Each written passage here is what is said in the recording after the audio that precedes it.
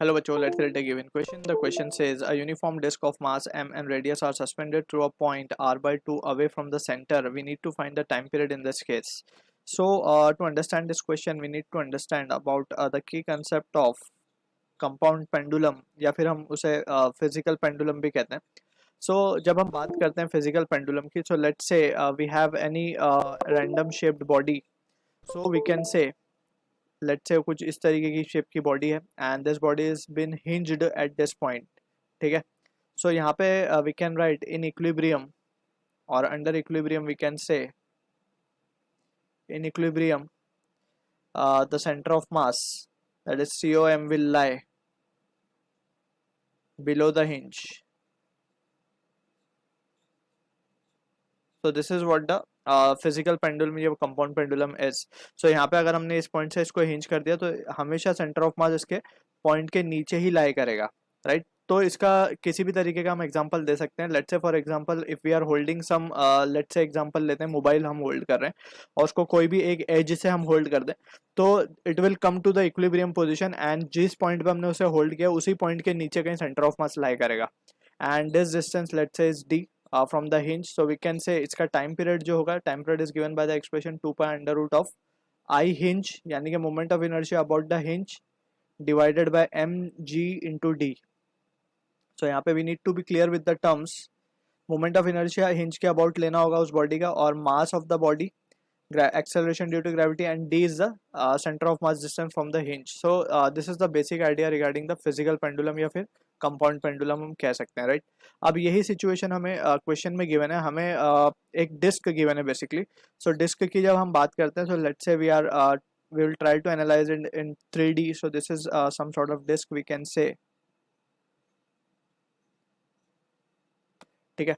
अब इसको हमने हिंज किया हुआ है इस पॉइंट से, जो कि एक सेंटर की अगर हम बात करें, सो लेट्स से यहाँ पे सेंटर लाई कर रहा है इसका. ठीक.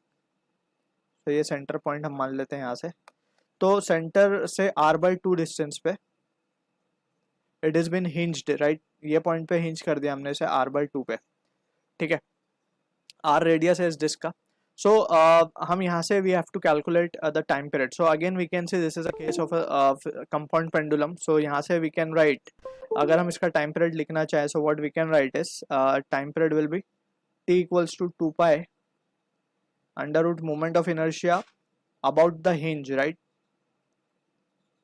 Divided by mass, acceleration due to gravity and d तो हमें r/2 गिवन है. हम क्लियरली देख सकते हैं कि ये जो सेंटर ऑफ मास का डिस्टेंस फ्रॉम हिंज, ये पॉइंट हिंज है हमारा. सो यहाँ से इसका डिस्टेंस r/2 है. तो ये हमने r/2 डाल दिया. अब बात करते हैं आई हिंज की.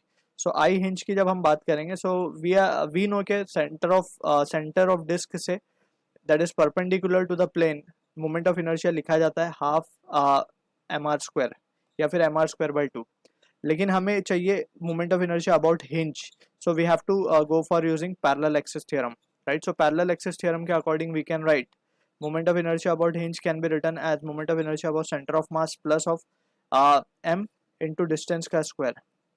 Distance between the two axes is r/2, so इसका square. So यहाँ पे हम लिखेंगे IC will be mr²/2 and m is small over here plus of ये भी कैपिटल R ही बेसिकली R है हमारे लिए. ठीक है. सो इसको हम R ही लिख देते हैं यहाँ पे and this is small m. ठीक. So this is the terms we can say from ये हो जाएगा mr²/4.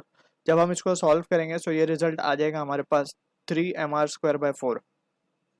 ठीक है.